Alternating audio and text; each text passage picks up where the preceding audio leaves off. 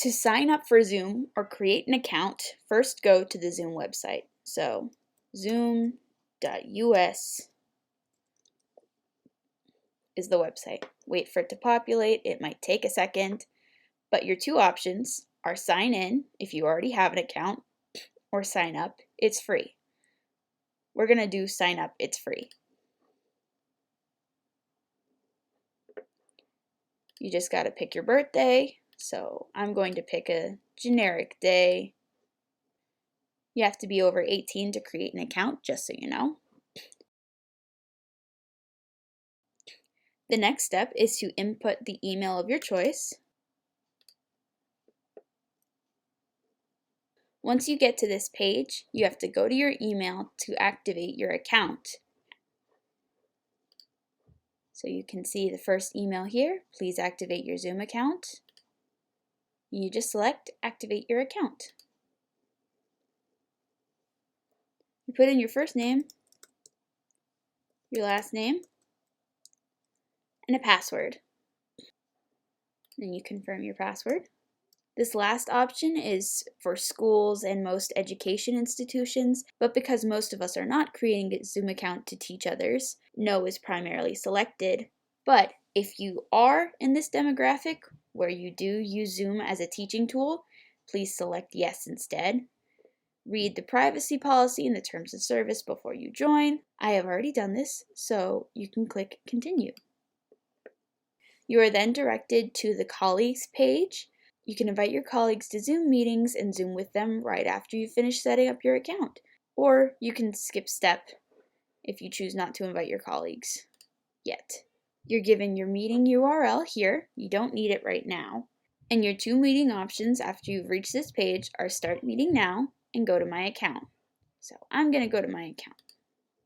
For my own privacy, I've chosen to cover most of my meeting details, but you will see bunch of your meeting details over here in this area. You can go to meetings, webinars, and you can play around with the settings for meetings and everything else in your Zoom profile.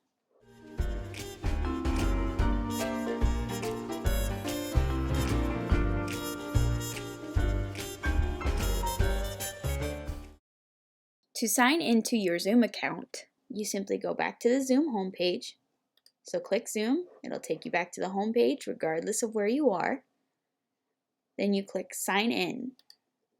You put in the email you choose, and then you put in your password. You click Sign In. You can choose to stay signed in or not if you choose to leave the website at any given time. But you sign in once you've put in the correct details, and it takes you back to your meeting profile. So that's how you create an account and how you sign back into your account if you leave. To sign out, you go to the icon or whatever picture you choose up in the top right. Click. There's your basic return to profile option, and then there's sign out, which takes you back to the home page for Zoom.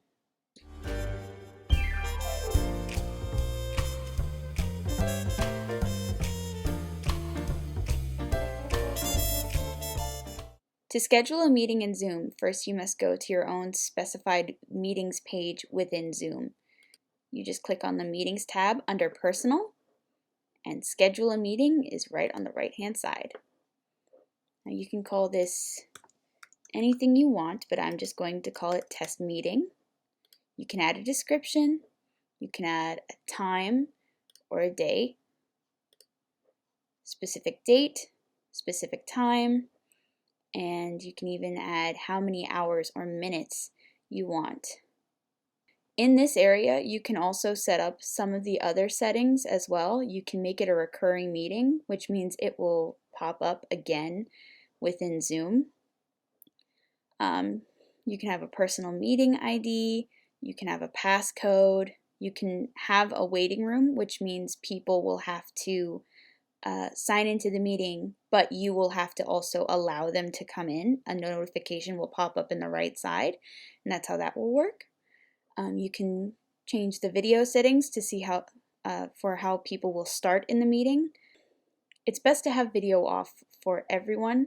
So participants, all of them, will have to turn on their own video just so they can get ready if they join the meeting early or if they need to do something off camera temporarily. It's also nice to not have to jump into the meeting immediately with your camera on. There are other meeting options. You can allow participants to join anytime, which means there's no shut off for the meeting. Anyone can come in whenever.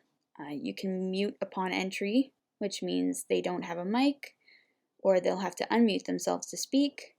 You can automatically record meetings onto this computer, which means all of your meetings will be stored as video files, but we don't really need to get into that.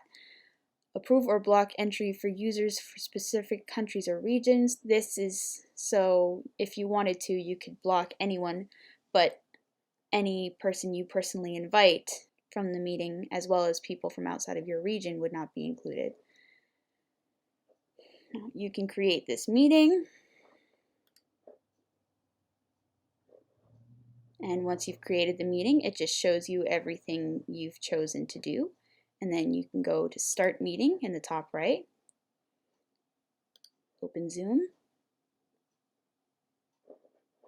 And you've just made your own meeting. I hope everyone took away something from this video and that you all enjoy using Zoom in the future. Have a great day.